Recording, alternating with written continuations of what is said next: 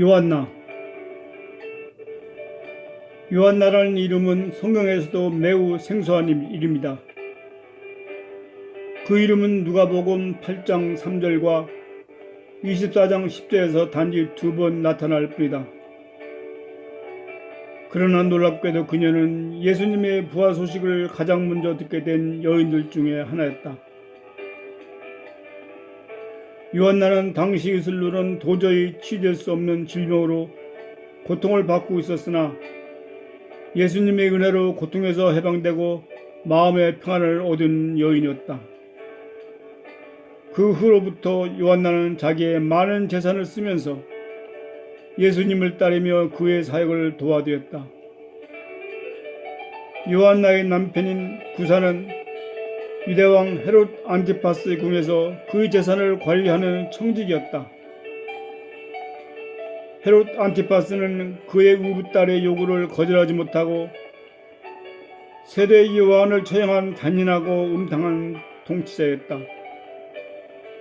그는 또한 자기의 권할구역에서 전도 사역을 수행하는 예수님을 알고 있었다. 그러므로 요한나는 자기가 예수님을 도와드리며 함께 여행한다는 것이 얼마나 위험한 일인지를 잘 알고 있었다. 그러나 요한나는 매우 용기 있는 여자였다. 그녀는 살아오면서 세상의 권력이 얼마나 무서운 것인지를 알고 있었지만 헤롯 왕의 권력과는 또 다른 힘이 예수님께 있음을 간파하였던 것이다. 예수님이 하시는 사역은 이 세상에서 보는 권력을 위한 것이 아님을 알았기에 요한나의 삶이 변한 것이다. 그녀의 남편이 왕의 재산을 관리하는 지위에 있었기 때문에 그녀는 유대의 상류사회 여인으로서 아주 평안하고 사치스러운 삶을 즐길 수 있는 여유가 있었지만 그러나 예수님은 이 여인의 마음을 감동시키고 영적으로 새로운 삶을 살게 하셨던 것이다. 요한나는 예수님의 직권 중 하나로서 예수님이 만나는 모든 사람들, 가난한 사람들, 병자들, 버림받은 여자들 포함한 사회 하루층의 사람들 모두를 만나며 기꺼이 함께 시간을 보냈다. 그리고 예수님을 섬기며 함께 동행하면서 제자로서의 도를 닦았다. 예수님의 제자들은 모두가 가정과 재산을 버리고 오직 예수님을 따르며 천국의 복음을 기뻐하던 사람들이었다. 그리고 그들에게는 아무런 소유도 없었으므로 다른 사람들의 도움이 필요했던 것이었다. 그러기에 요한나를 비롯해서 여러 여인들이 자신의 재산으로 예수님의 일행을 따르며 도와드렸던 것이다. 그러나 요한나는 단지 이들이 취세당벌이로 그들과 동행했던 것만은 아니었다. 그저 여행에 필요한 경비만을 도와주는 일만 했다면 그녀의 이름이 성경에 기록되지는 않았을 것이다. 요한나는 예수님과 함께 다녔다. 함께 다니면서 예수님의 하시는 일을 눈여겨보았다. 예수님의 강론에 귀를 기울였으며 예수님을 존경하며 배웠던 것이다. 그리고 다른 제자들과 함께 이웃을 사랑하는 일, 그리고 설교하는 방법을 배웠던 것이다. 이러한 요한나에게도 결국에는 십자가를 짊어진 예수님을 따르는 날이 다가왔다. 요한나는 멀리 서서 십자가에 달리신 예수님을 바라보며 한없이 울어야 했다. 사흘째 되는 날 요한나는 막달 마리아와 살로메 그리고 작은 야고보의 어머니 마리아와 함께 향유를 가지고 무덤에 갔을 때 천사로부터 예수님의 부활 소식들을 전해 듣고 너무도 기뻐서 예수님을 따르던 제자들에게 달려가 부활의 소식을 전했다. 그리고 부활하신 예수님이 40일 동안 지상에 계실 때 요한나는 여러 번 주님을 만나서 하나님 나라의 일을 들었으며 감람산에서 성취하시는 주님의 모습을 지켜보았다. 그때 예수님이 마지막으로 하신 말씀이 항상 요한나의 귓가에서 맴돌았다. 오직 성령이 너에게 임하시면 너희가 권능을 받고 예루살렘과 온 유대와 사마리아와 땅끝까지 이르러 내 증인이 되리라. 요한나는 주님의 그 마지막 말씀을 마음속에 새기고 열심히 복음을 전했다. 아침에는 일찍 일어나 우물가에 가서 물동이를 이고 나온 여인들에게 복음을 전했다.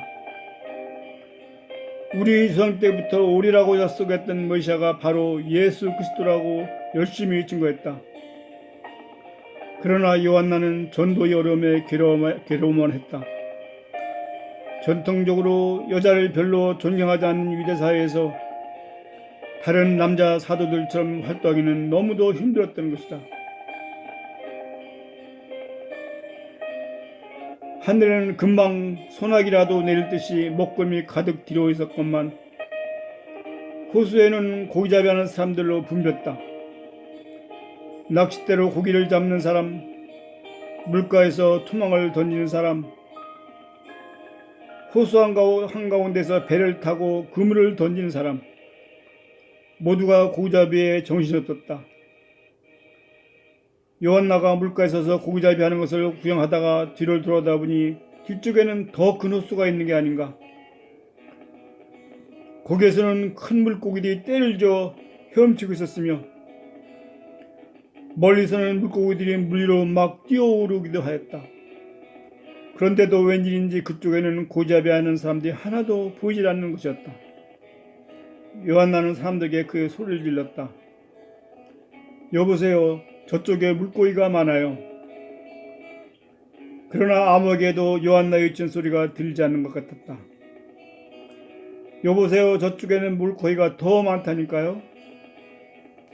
그러나 누구 하나 요한나의 외치는 소리를 듣는 것 같지 않았다. 그때 갑자기 소나기가 내리기 시작했다. 급기야는 빗물이 폭포수처럼 쏟아지면서 발밑에서 흙이 무너지고 요한나는 이쪽 호수에서 저쪽 호수로 흘러가는 물결에 휩쓸리고 말았다. 요한나는 물속에 잠겨 숨도 쉬지 못했다. 아, 꿈이었구나. 내가 죽게 되는 건 아닐까? 그럴 수는 없지. 주님의 지상명령을 지켜서 땅끝까지 주님의 복음을 전해야 하는 건데. 그로부터 며칠 지난 후에야 요한나는 그 꿈이 뜻하는 바를 알 수가 있었다. 그렇지. 더 넓은 호수에 가서 사람을 낚는 어부가 되라는 것이로군. 더 넓은 곳이라면 로마에 가라는 건가? 요한나는 자기의 마음을 굳혔다. 그런데 로마에서는 헬라어를 말할 줄 알아야 하는데 유대사회에서는 보통 아람어가 통용되고 있었지만 상류사회에서는 헬라어를 많이 쓰고 있었다. 요한나는 그녀의 남편이 헤롯 왕의 총직이었기 때문에 상류사회의 사람들과 교제가 많았으며 이로 인해서 그들과 헬라어로 말할 기회가 많았다. 그리 유창한 헬라어는 아니지만 로마에 가서 복음을 전하며 살기에는 부족할 것 같지 않았다. 요한나는 하나님의 도우심을 바라며 간절히 기도했다. 두려워 말라. 내가 어디로 가든지 내가 너와 함께 가느니라. 주님의 부드러운 음성이 항상 요한나의 귓가에서 맴돌았다. 요한나는 결국 유대 땅을 떠나 로마에 가서 천국의 복음을 전했다. 처음에는 예루살렘을 방문해서 예수님 그 이름을 들어본 사람들로 교회를 시작했지만 하나님께서 이들과 함께 하심으로 이방인인 로마인들이 하나님을 영접하면서 교회는 날로 부흥했다. 하나님은 일찍이 유대 상류사회에서 화스럽게 삶을 즐기던 요한나를 택하시고 예수님을 따르게 하시더니 사도의 길을 몸으로 익혀 배우게 하시고 이곳 로마에서 주님의 사역을 담당하게 하시는 것이다. 요한나가 성경에서 사랑받는 인물이 된 것은 첫째로 그녀가 자기 스스로 뜻을 정하고 예수님을 따랐던 것이다. 그리고 둘째로는 자신의 소유물로 예수님과 그 일행을 도와준 것이며, 셋째로는 예수님을 따르는 그녀에게는 남달리 성장한 믿음의 모습이 있었다는 것이다. 성경에서 로마서 16장 7절을 보면 바울은 로마에 있는 성도들에게 이렇게 문안하고 있다. 나의 친척이며 나와 함께 옥에 갇힌 일도 있는 안드로니고와 유니아에게도 문안해 주십시오. 그들은 나보다 먼저 그리스도인이 된 사람들로 사도들에게도 존경받고 있습니다. 이 구절에서 사도 바울은 유니아에게도 문안을 해달라고 부탁했다. 그리고 유니아는 자기보다 먼저 그리스도인이 되었으며 또 사도들 중에서도 존경받고 있음을 밝히고 있는 것이다. 유니아는 주님의 복음을 전하며 교회를 개척하여 그 교회를 인도해 갔던 여인이었다. 그리고 성경에서는 유일하게 사도로 알려진 여인이었다. 그러면 이 유니아는, 바울보다 먼저 그리스도인이 된 유니아는 누구란 말인가? 그런데 이 유니아라는 이름은 헬라어 이름이다. 헬라어로 사용하는 로마에서는 요한나를 유니아라고 부른다. 그러므로 이 유니아는 바울이 다마색으로 가던 도중에 나타나신 예수님을 만나기 전에 이미 예수님을 따르던 요한나로 여겨진다. 그녀는 일찍부터 사도 바울보다 먼저 예수님을 따르며 복음을 듣고 이웃을 사랑하며 설교하는 사도의 길을 몸으로 익히며 배웠던 여인이었다. 로마에서 교회를 세우고 복음을 전하기에 충분한 자질을 갖춘 사도였다. 이 요한나의 소식은 바울에게도 전하여졌으며 바울은 항상 그녀의 전도 활동을 위해 기도하였다.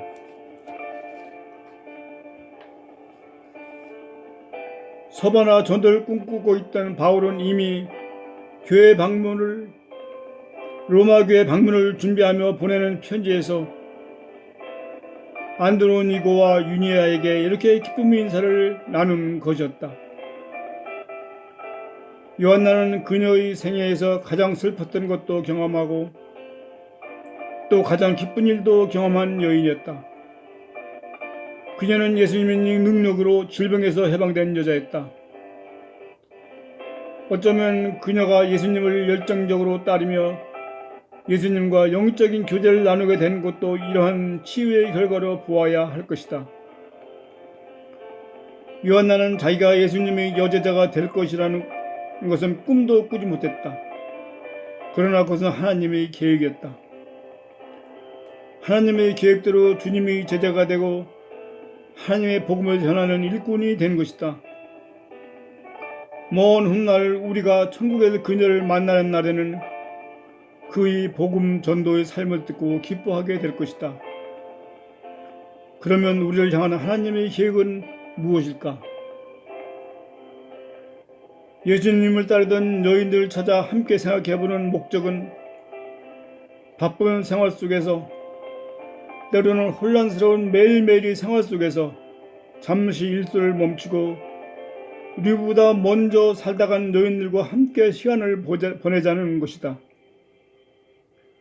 그들은 우리와 같이 평범한 사람들이었지만 예수님과 동행하면서 듣고 보고 배우며 헌신하면서 비범하게 살다 간 믿음의 여인들이었다. 현대를 살아가는 우리 삶 속에서 지나가는 그 여인들의 모습이 발견된다면 우리는 진정 예수님이 원하시는 믿음의 성도가 될 것이다.